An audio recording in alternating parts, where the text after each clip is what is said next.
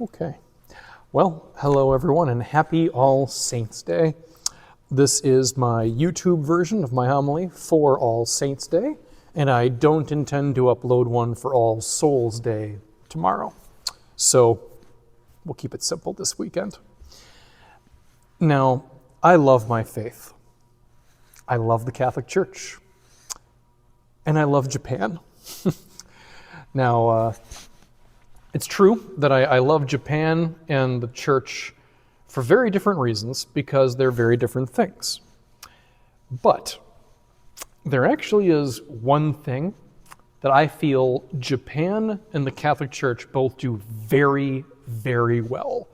And I'd be hard-pressed to think of a third thing that would belong on the list, be it another country or another institution or organization.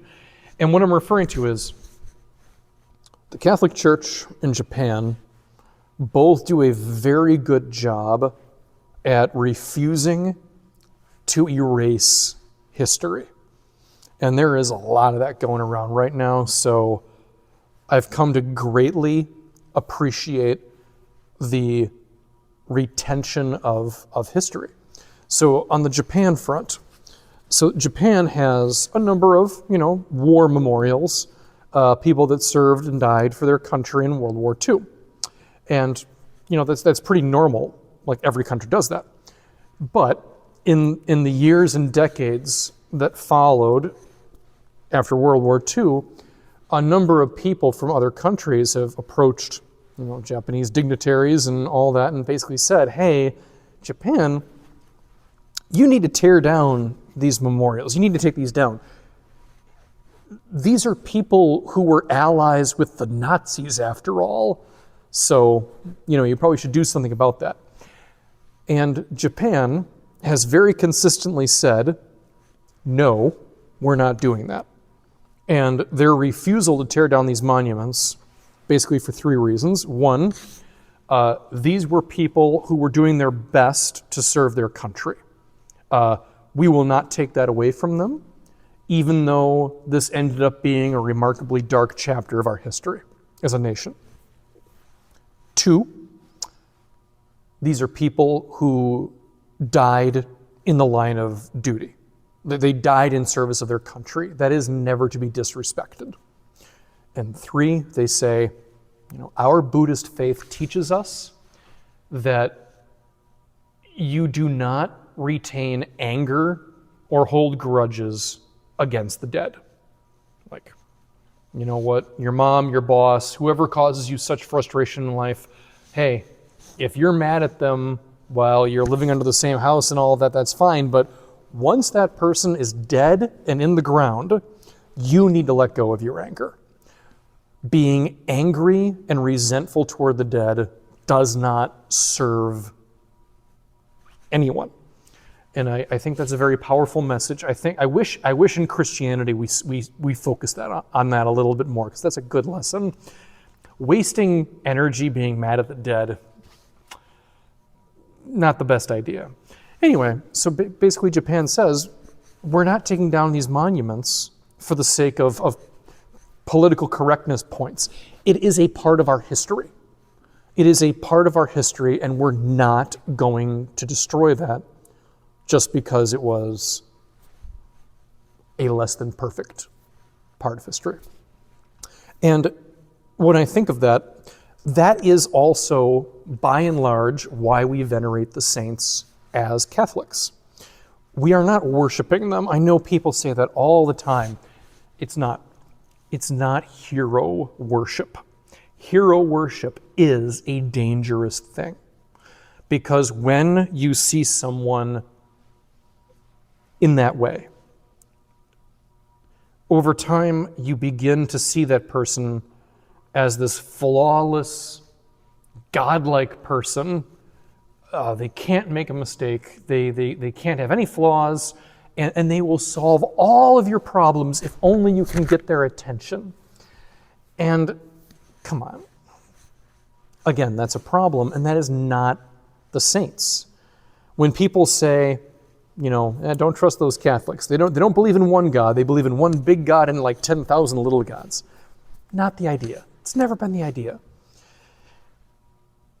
As Catholics, we know that the saints are very much flawed, limited creatures like the rest of us. Now, sure, there are some of them that were pretty close to perfect, like St. Francis of Assisi. Look, he is one rare person who really did get an A+ on his report card for life. Most of us are not getting an A+. But aside from him, we have all these saints and their flaws and issues very well documented. One of the top ones on my list, it's one of the Gregories. I think it was Pope Gregory the 8th, maybe the 7th. We have a lot of Gregories, my apologies. But, he was a saint in some ways. And what bugged me so much in seminary was he was a very heavy-handed leader of the church. And every once in a while in church history, I just throw my arms up and just say, why do we celebrate this guy as a saint? He was so mean. And I've had a change of heart since then. It's been a while after all. A more contemporary example. There are Catholics out there. There are good Catholics out there who say that Pope John Paul II does not deserve to be a saint. He made too many mistakes, too many bad decisions while he was Pope, and some of them were rather grave indeed. Therefore, he doesn't deserve that honor. And when I hear people talk like that, I really do think that they've missed the point. When we say this or that person is a saint, we're not saying they're flawless, godlike beings worthy of our worship. It's not that. It's the saints are living, breathing pieces of evidence that God is still active in the world.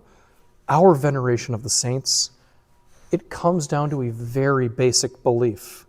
Not only do we believe that God is out there somewhere, he is. Not only do we believe that Christ loved us and continues to love us with a love beyond all telling, which he does, we also believe that God continues to be active in the world. He is active as history unfolds. He is active in our lives.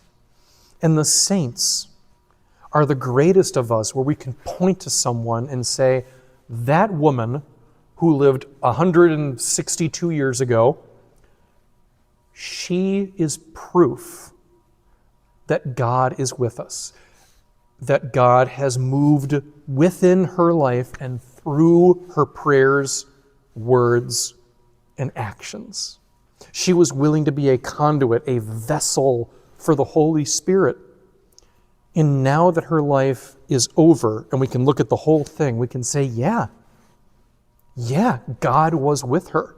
And God was with other people through her. All the saints can say that about themselves.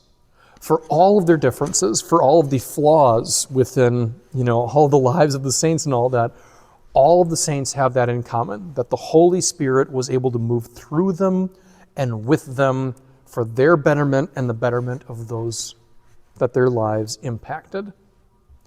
So in short, we love the saints. We venerate the saints because they are worthy moments in history that continue to show us how God continues to be active among us.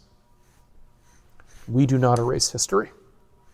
We learn from the mistakes of our past to the best of our ability, and we continue to celebrate all that has come before us, everyone who has come before us, and all of the many, many souls that have brought us to this point in history. Again, with the Holy Spirit moving within us and moving through us within the world. Happy All Saints' Day, and may God bless you.